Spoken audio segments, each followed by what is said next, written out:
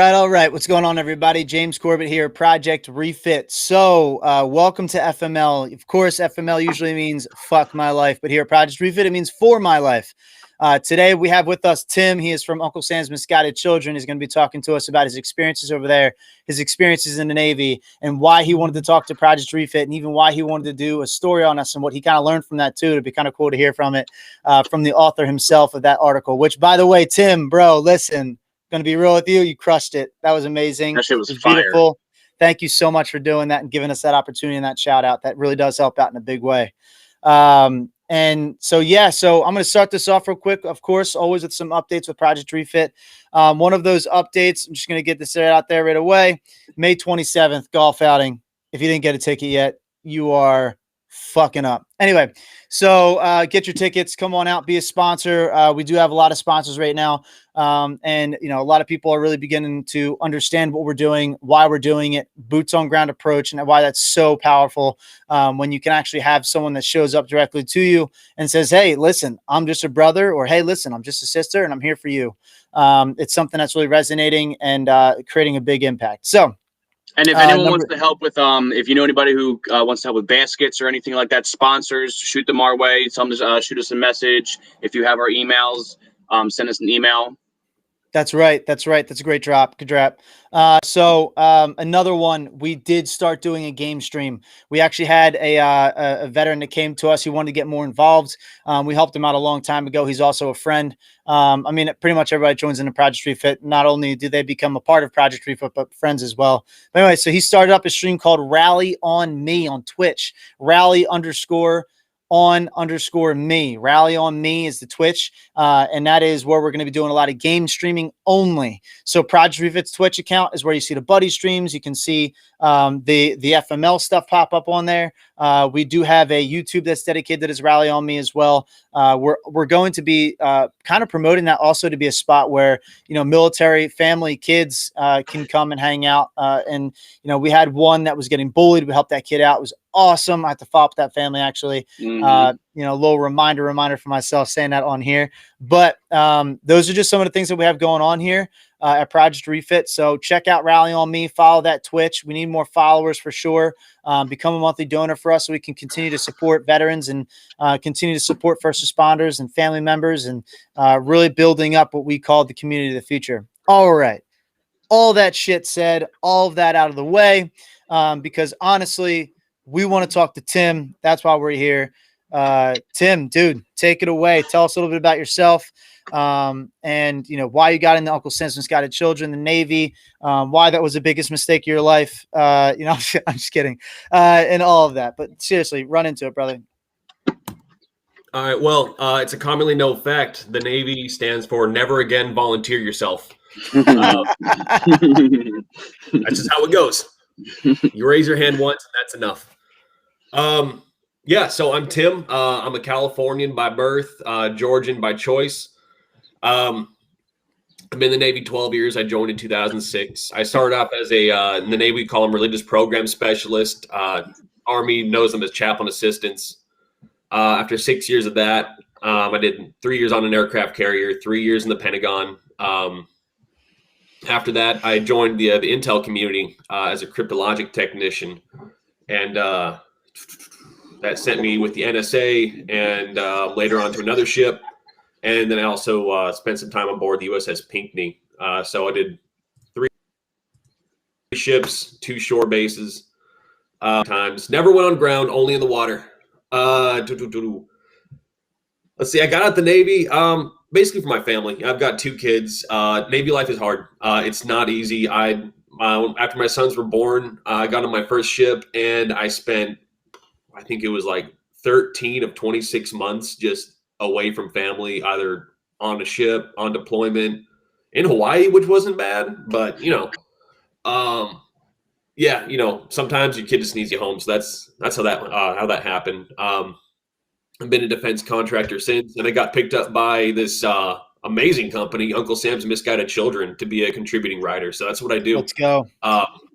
The boss Tank, he has a huge heart for vets, huge heart for anyone in service, law enforcement, first responders, veterans, huge heart for it. And he told me, write about vets, write about vet stories, and so that got me building up my network in LinkedIn. And the next thing I know, I see what's his face, the SEAL McCaskill.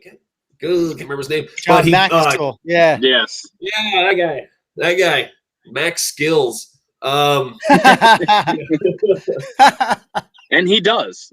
Yeah, right. Oh yeah, for sure. Yeah, he shared you guys. I looked up your organization. I thought you guys did some really interesting work. Your angle to deal to fighting PTSD and TBI. It's a breath of fresh air.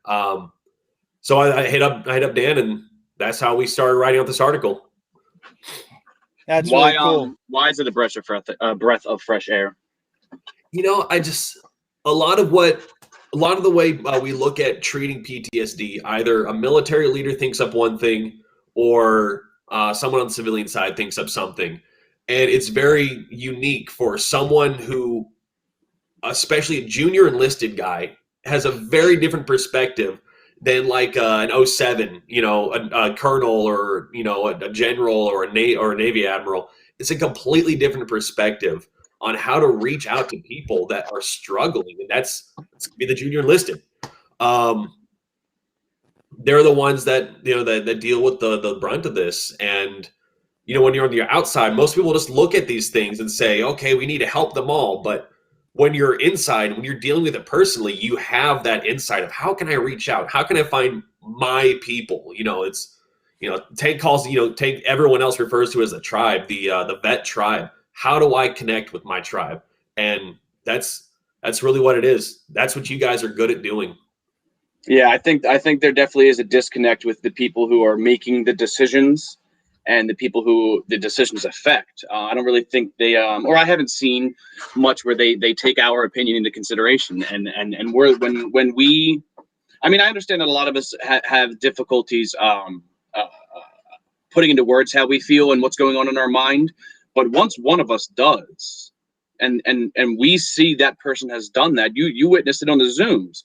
It sparks a wildfire. It's instantaneously when someone sees that, all right, I'm messed up. I need help. It just opens so many doors for other people. Where I think if that Zoom was run in a clinical way, and it was, that would not have happened in any way, shape, or form. That would have never happened. Yeah, I think something else that's cool too about us in this organization is the bridge that's people have brought it up a bunch of times to Dan and I about the bridge between civilian world and military world, and me being the civilian and like being able to see from an outside perspective, like, hey, wait a second, I've been able to help out my friends who are in the military like directly, and I've been able to help them just by listening to them. Like the power of being able to just hear someone and be there for them and literally no judgment. Like I bring it up because it was definitely one of those moments where I realized myself, like, holy shit, like I'm a civilian and these dudes are trusting me. Like if a guy opens up and tells me about his first kill, right, I'm not taking that like, oh, cool. I'm like, fuck, wait a second. This dude's like opening up right now to me. This is something I have to take underneath of my wing. Never tell anybody about this shit. Like, I'm not going to say a name of the person or any of that kind of stuff, but I've had so many of those kind of stories come out to me, like, but they're horrible. They're not cool, and like being a civilian, being able to tell other civilians, like, dude, don't ask that fucking question. If a dude opens up to you about it, you take that as an honor, And I think that's something that like has been missing, is like some guys are like scraping for the, give me the war story, like, but it's not fucking cool, man. Like a warrior doesn't actually want to go to war again necessarily, unless you're Mo. He loves firefights, but you know, aside from him, and even Mo says though, in all seriousness, even Mo says shit like, dude, if we can avoid war, let's avoid war, right? Because the devastation of it, you know. I think for anyone who's been there, I know dudes who would never go back ever. I know dudes who would kill to go back. Like I think that's just hold on, my thought just ran the fuck away from me. What were you saying? We're talking about that bridge between civilian and also we talked about how some guys go back to war or enjoy. Got it. So I think another reason that this community works so well is because there's no pissing contest. There's no and on top of that, just how you said with the civilians, like I remember this one time I was at my boy's house, and he had a 16-year-old cousin, and it was his birthday party, and the party died down, and we were all sitting out back just like chilling, and the one kid was saying he was thinking about going into the military, blah blah blah. I was like, don't do it, whatever. So then we just got talking about me in Afghanistan and stuff, and he said they asked, have you killed anybody? And I said, listen, I'm very, very open with my shit. Other people I'm an anomaly with this kind of stuff, really. Like, other people aren't as open to this. So you can't ask this to anybody else. I will tell you, but you can't ask it. And when I told them, it was exactly what you said. Oh. And then I had to sit there and like, yeah, it was cool, whatever. But then the aftermath of it, human life, like all the consequences come. It's not what you think it is. But even, I mean, I've never really, I think it depends on how it's asked, in all honesty. I could have somebody who me personally, who asked me if I've killed anybody or what it felt like or what it was like. And if they ask it in a respectful way and they're truly inquiring about it, and it's not about the coolness aspect of it, I'll talk to you about it, because that's part of my therapy, me talking about my stuff to people. But yeah, there is that. Oh, that's what it was. Goes right back to James. We've talked about it 1,000 times. The book I read by Dr. Edward Tick. That book says that the tribes, the ancient times, the Aztecs, the Romans, all of them, whenever they went, maybe not the Romans, the Native Americans, when they went to war, boom, boom, boom, all that shit happened. When they came back, the entire village, everyone got together. James, you said it, they leaned against the spikes all at the same time, so they all felt the same pain. And then there was no judgment. There was no, oh, that was cool, you killed that guy. No, you were doing this for a reason, and now we're going to deal with the effects of it after. And that has been lost in society now. We have over 300 million people in our country. It's almost impossible for everyone to think that way. So I think we have to, which we have, form that community again, even if it's inside of the larger community that doesn't necessarily care. So I actually have a question on that note, Tim. Like, when you're doing your stories and you're finding your kind of next thing that you're going to talk about, what has been your theme? Are you trying to do something where you're trying to bridge maybe that understanding? Because you do have civilians that read your stuff as well. I mean, like, is there ever like a spin to try to get them to understand the brotherhood and sisterhood that exists? Or so when I'm looking for my next pitch, my next article, I go back to perspective. I got a degree in political science, and when I got that degree, a lot of it was learning. It's a worthless degree. First of all, don't get a degree in political science. Get something good. But there was something good. That's like criminal justice. Yeah, there you go. You can be a cop. But the be a co-op. No, the political science degree gave me one thing. It gave me perspective. Like I know my microcosm. I know Fresno, California. I know growing up in the burbs of a pretty poor city. It's a big, big city in the middle of constantly drought-stricken California in farmland. That's what I know.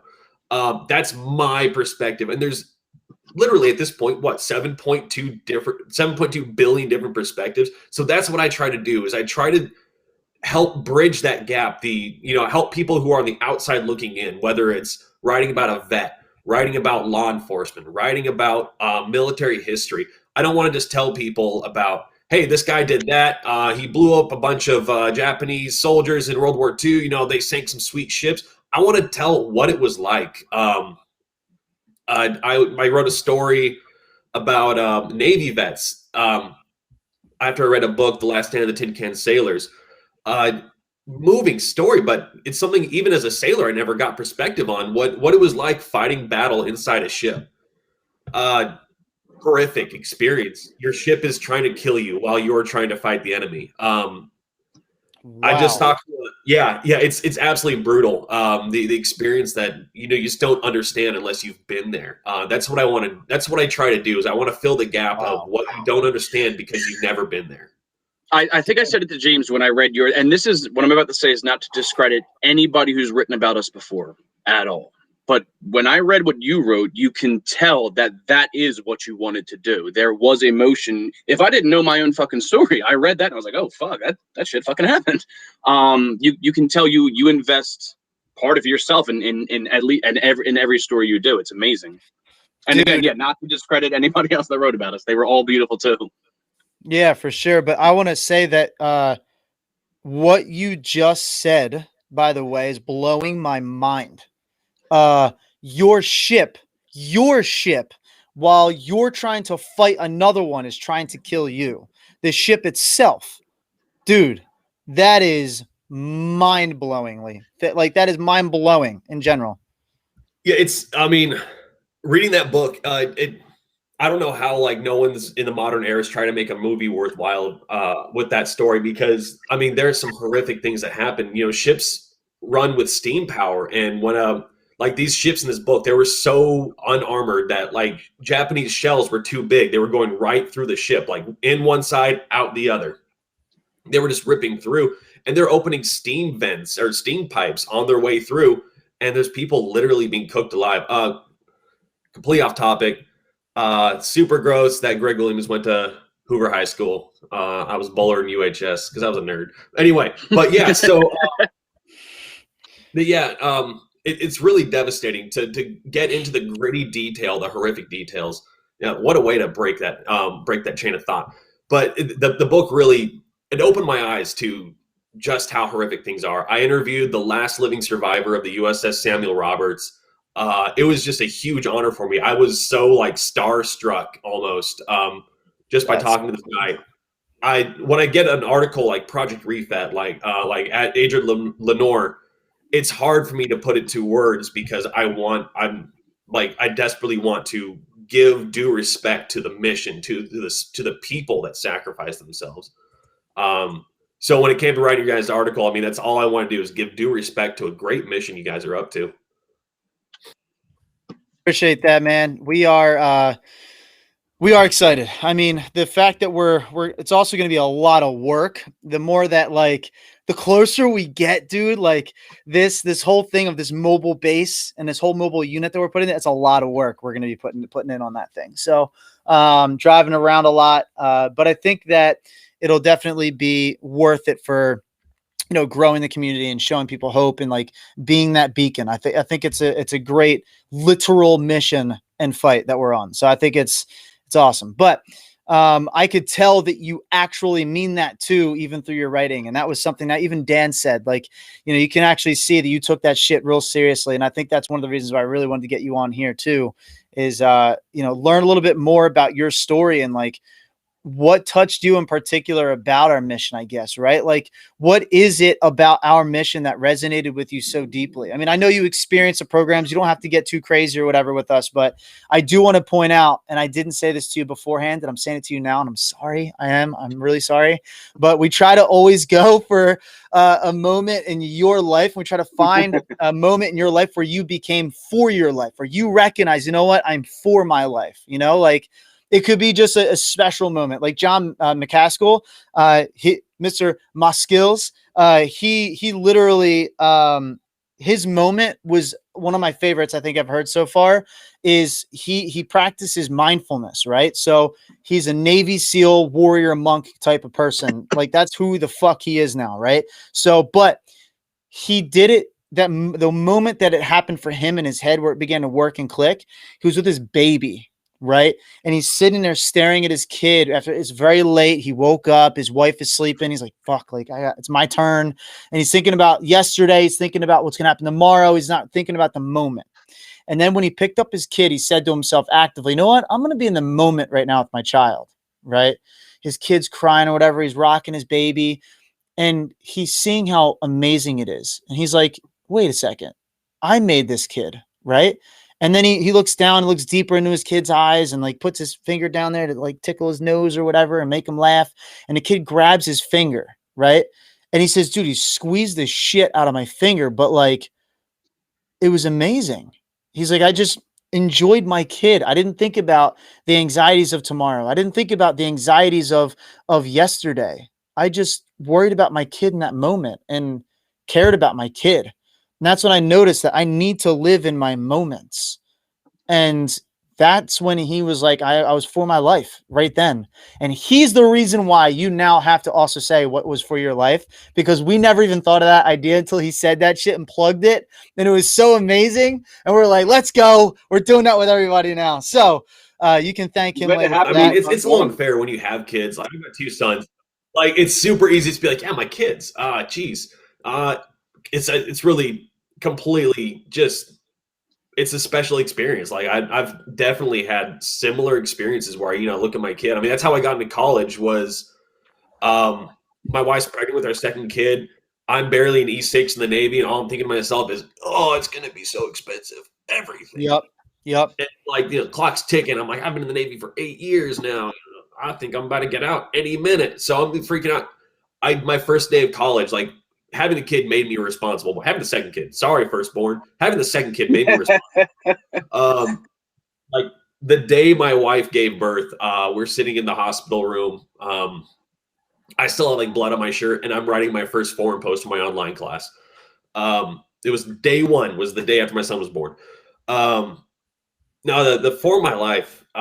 When I worked with chaplains as an RP, I went to Arlington. I helped with 4 different funerals. I went to Dover for a dignified transfer, and yeah, I did 1 dignified transfer for a Navy EOD who was blown up. I think it was like 2 weeks before he was supposed to go home. No one was. Wow. Yeah, always is, isn't it? Yeah, he was. I think if I remember right, he was based in San Diego, and no one was able to arrive for the dignified transfer. So the Navy Expeditionary Force, it was like 300 of these guys just showed up from Norfolk to Dover. It seems like they should be close by, but it's like a 3.5-hour drive to Dover, Delaware. They made the trip. Yeah, it's a freaking hike. But they showed up. They were not going to let this guy come home alone. So it's just one of those things. Like, just one, being in the DC area really, really gave me perspective. Funerals. I watched a Marine sergeant's wife like break down about every 10 minutes. We were in the funeral director's office or the reception hall waiting to go out for the burial, and they're asking her questions. She's breaking down. They take her to a back room. She's breaking down again. It was like every step of the way for her funeral really just hits you hard, because I mean, she has to sign a document and she's weeping over it. She has to go collect flowers and she's weeping over them. We walk outside the building and there's a hearse waiting and she falls over. Like, she just hits the ground weeping. It was just heartbreaking. It's one of those things that really gets you thinking about, what is, are these guys going to die and be forgotten? No, make their lives worthwhile. I mean, that's definitely a for my life moment. Wow. I think that's a side that nobody really thinks about. Nobody really thinks about, like, okay, the guy died overseas, and I think the memory, like, that's where the thought dies. They don't think of the family after. They don't the coming home, the body being flown home, the people taking the body off the plane. Nobody ever thinks about that shit. Yeah, what a different look. Outside looking in, it's really, you see it on the news, CNN or Fox or whatever, and you say, well, another guy died. But I've got my yellow ribbon decal on the back of my car. It says support the troops, so I'm doing my part here. No, I got really ticked off at a guy. I'm walking out of the store. I just got off work, so I'm still in uniform. The guy, I don't remember why he said it. He just goes, "Hey, I bet you don't hear this very often. I bet you don't hear it often enough. But thanks for thanks for serving." I was like, okay. I felt like you were trying to get more gratitude from me for your part. You're doing it for you. Yellow ribbon. Yeah, I'll remember you to the day I know. Unfortunately, I do remember. I was just about to say that to you too. Like, you do remember him. What a considerate jerk. Oh man, dude. All right. So actually, on that, I'm sorry. Go ahead. Were you gonna say? Go ahead. No, I was gonna say what I mean. Like that brings me to the point in my. I wanted to give you credit, especially James, because it's unique that you don't just have that cool decal on the back of your car that says "Support the troops." No, you're paying it forward. You're doing your part. You're actually supporting the troops by doing something beneficial for them. Yeah, I actually I was going to mention I just gave a presentation yesterday to a room of like I think it was like 60 people or something like that. It was a Zoom thing. And actually, Dan, I brought up the story about Sarah. I didn't say her name. I know what you mean. But like the way we always bring it up, dude. But I don't usually, right? That's usually like your favorite. But I brought it up and like it hit me yesterday real hard, and I followed up with her. I checked in on to see how she was doing, but dude, I got like weirdly emotional. I was like, huh, what is happening? Like, I was like, fuck, cause it's so powerful what we're fucking doing. It's amazing. It even hits me sometimes. And honestly, man, I had this guy ask me. So Tim, going back to what you're saying, first off, Tim, thanks, man. I appreciate that, but I appreciate you. I appreciate everybody else. And I just see what the fuck is going on. And I literally just said, dude, why don't I just help out? I can do this. I'm capable. I have some cool ideas. A guy asked me, he's like, how can I help? Like, how do I find the guys that need help? And I literally said to him, I was like, just listen. And he's like, no, but I mean, like, how do I find them? I was like, dude, seriously, just listen. Like, ask people how they're doing. And then like, when they tell you they're fine or whatever, ask them again and say, no, I'm like seriously asking you, how are you? Right? Like, just listen. And if you actually care, people will notice that and then it'll gravitate to you and then you can help them. And then you can get them the resources that they need. You can then do that. It's seriously as simple as that. Like, if you actually care, you're going to put yourself out there to allow those people to trust you so that you can help them. Right? So that's something that I think is we make everything so complicated as human beings. Like, our anxiety makes things so complicated. And like, I think for a reason, but it's literally just comes down to making yourself available. That's it. I mean, that's my thing. Dan, I think you're trying to speak. I'm going to bounce off that. So on top of that, because there's a difference between letting someone speak to you and listening. And I've had it happen to me a lot of times. There's people who obviously have also had trauma in their life at some point. They haven't dealt with whatever the case may be. But if I start talking about my things to them, now this may just be them cueing to me, they need to vent. But if they're coming to me, or if I'm venting to them, it needs to be taking turns. You know what I mean? So in the conversations, it sometimes feels like a pissing contest. Hey, I'm feeling this way. Oh, I felt that way too because my mom. Okay, you're not listening. You're not listening to me. So I think that needs to be, if you are going to, not if, when you go to these people or they come to you and they want to talk to you, truly listen. Don't listen to respond. Don't fucking talk. Unless it's like monumental and you know it's going to help them, or clear it in the beginning of the conversation. Yo, what do you want? Do you want feedback? Do you want true, like, do you want me to be in like no bullshit? Am I telling you what the fuck you need to hear right now? Or is this you just getting shit off your chest to lessen the level? Because if somebody is at that high level and that isn't clarified, and I'm talking, and Tim, if you and I are talking and you're like, yeah, no, now I'm closed up. Now I don't want to share. I don't want to get help. And that sometimes that creates a stigma right there. And that stigma can stick with them and they'll could possibly never get help. But yeah, so listen to listen. 100%. And you know what's amazing about that? Like that concept of just listening is so powerful. And that means truly shutting the fuck up, by the way, and actually hearing the person. Tim, what do you take away from that? Yeah. It's really easy. It seems easy, and you have such a great point when you say, like, there's a lot of people that do want to help. There's tons of people that want to help, but it seems like 30,000 feet away, or 30,000 miles away.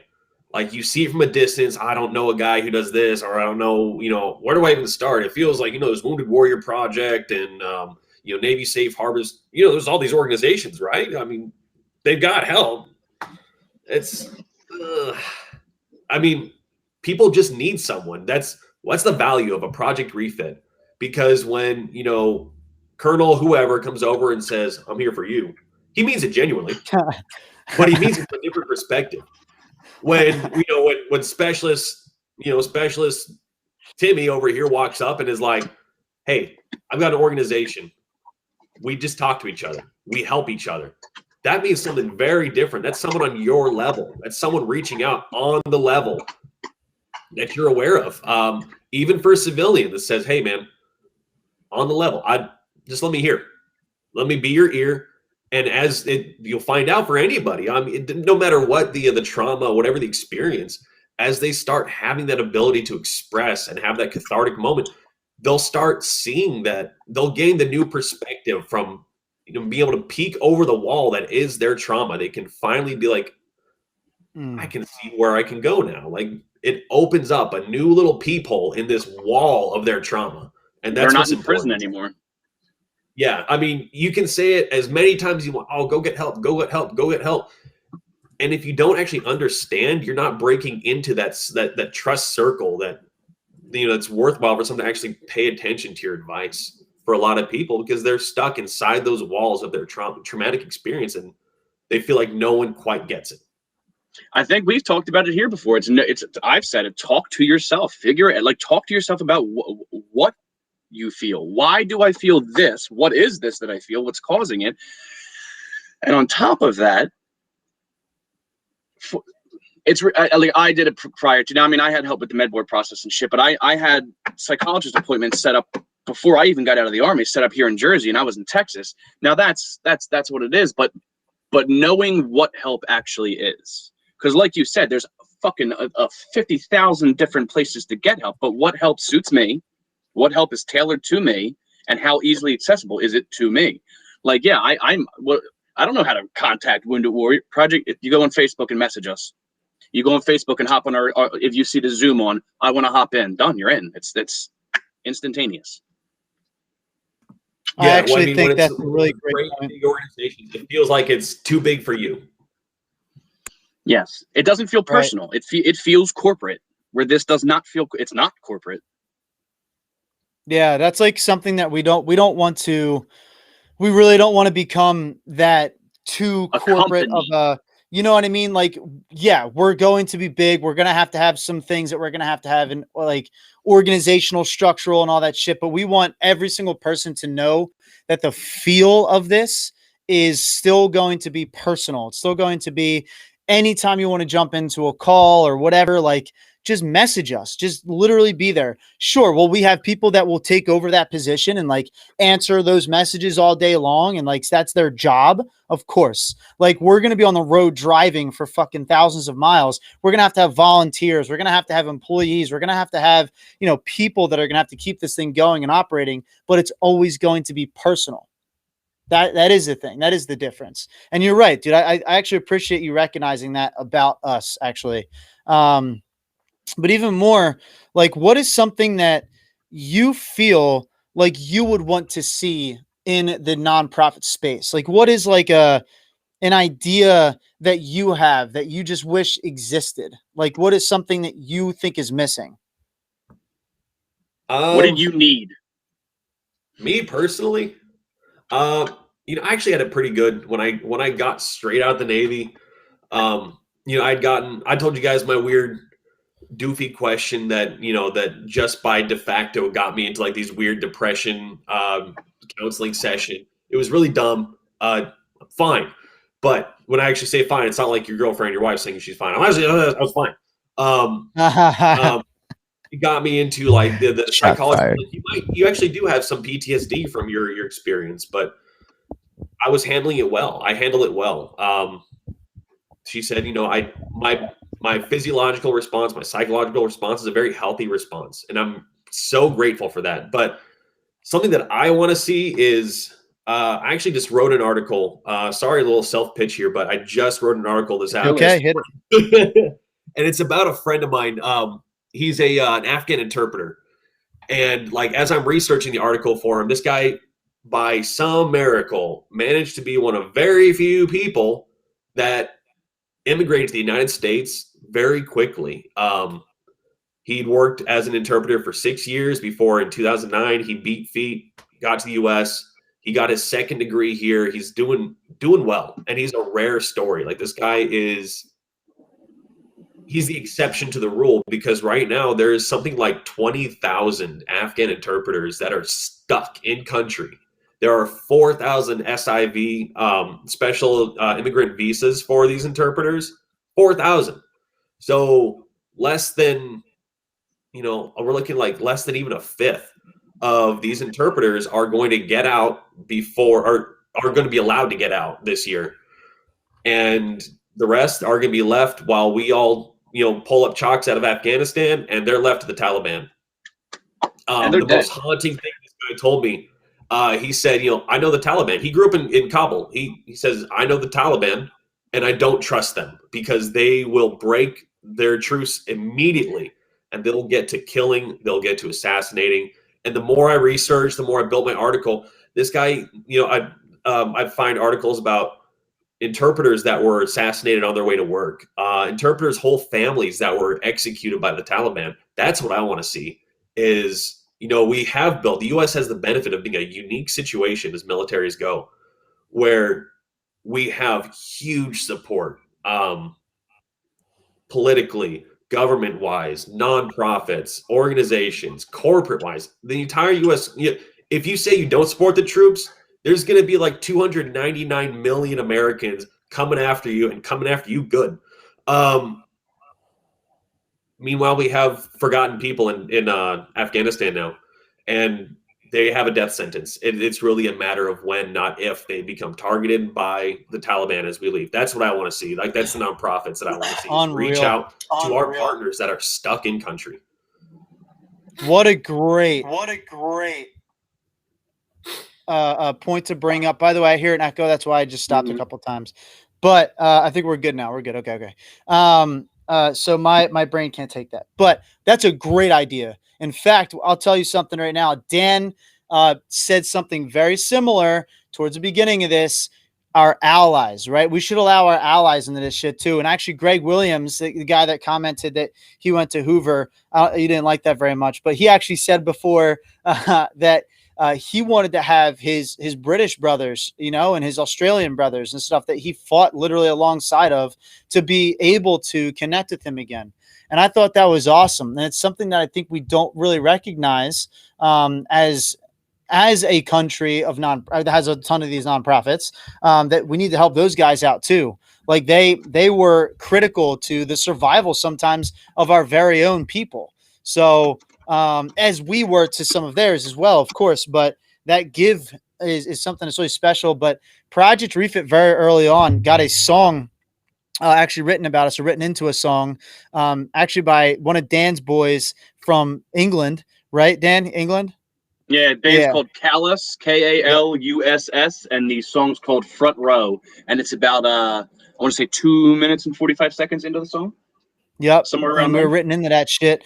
And basically, we're already setting ourselves up to kind of enter the realm of allowing our allies in as well. But we're not big enough for that shit yet. We need to obviously get, our footing first here in the United States, and then we'll be able to expand. But I think that our app is going to be that very thing that will allow us to do that eventually.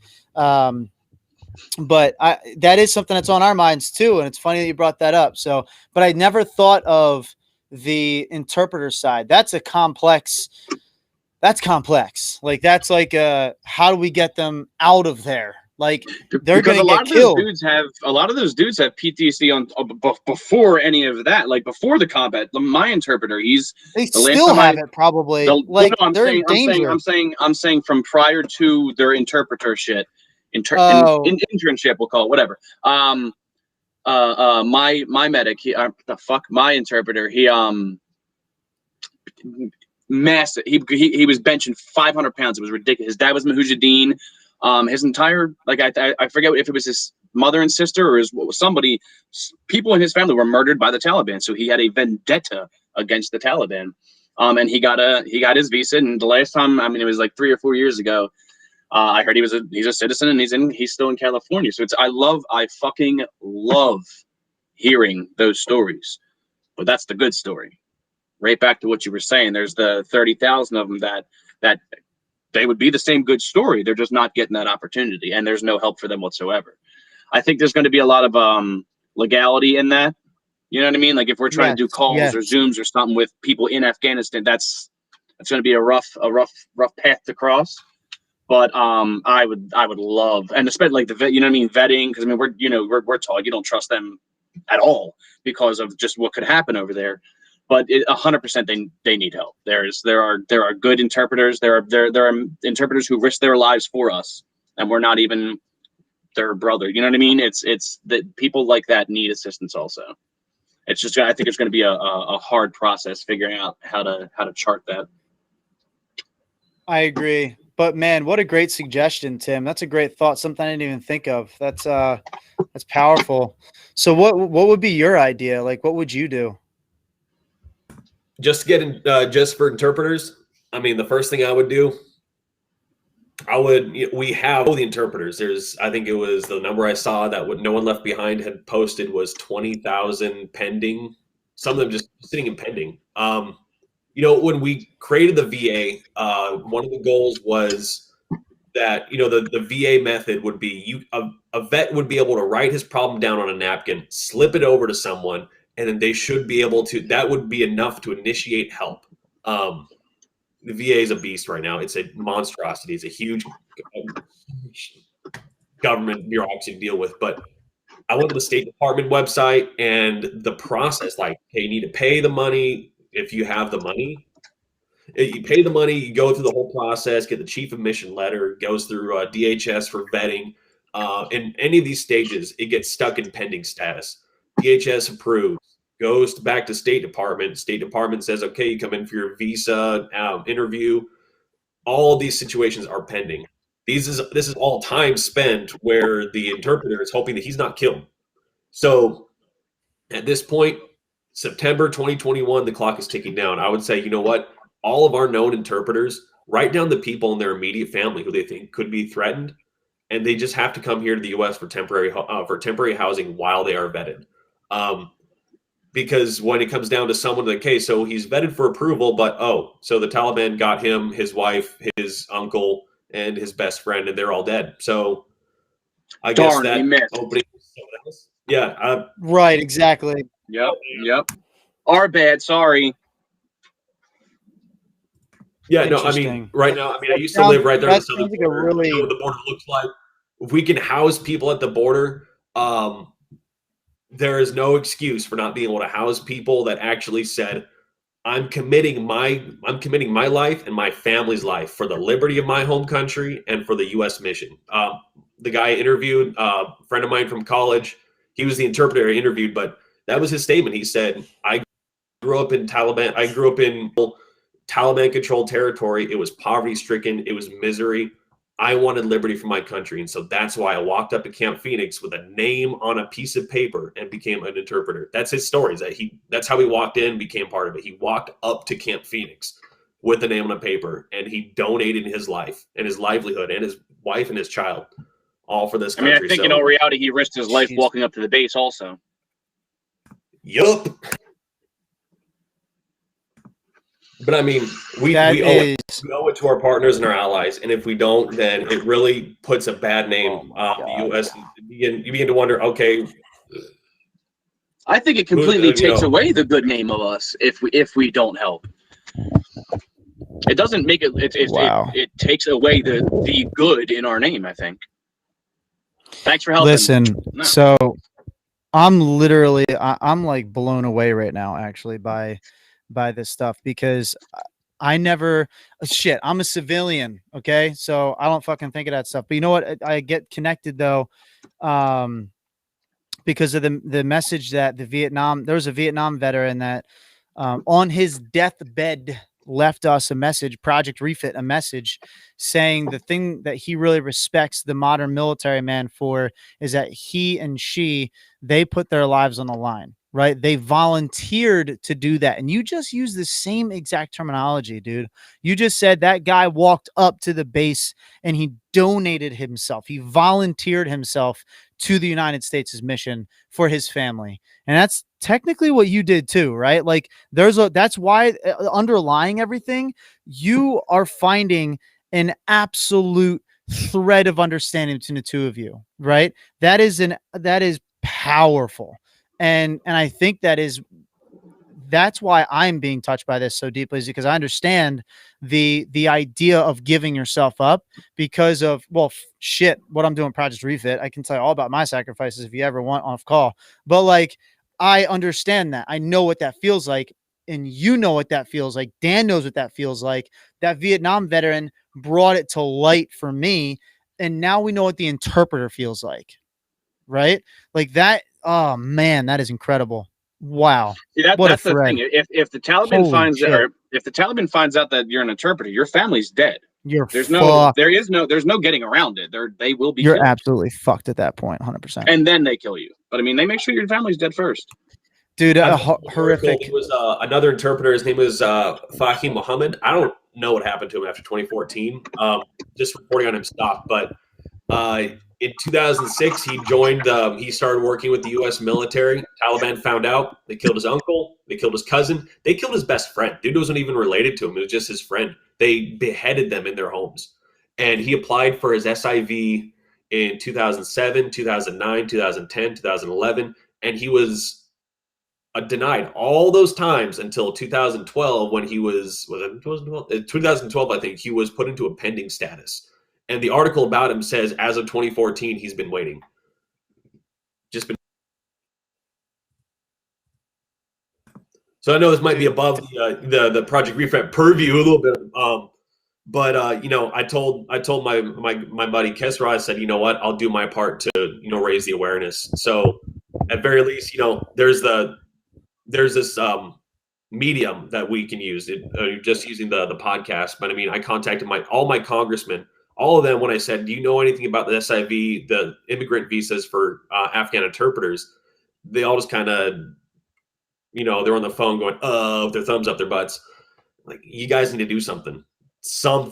Make some noise. Wow. I can tell you right now that that falls underneath of the purview of our mission 100%, because we're trying to combat isolation, and that guy's isolated, is he not? So just saying. Yeah.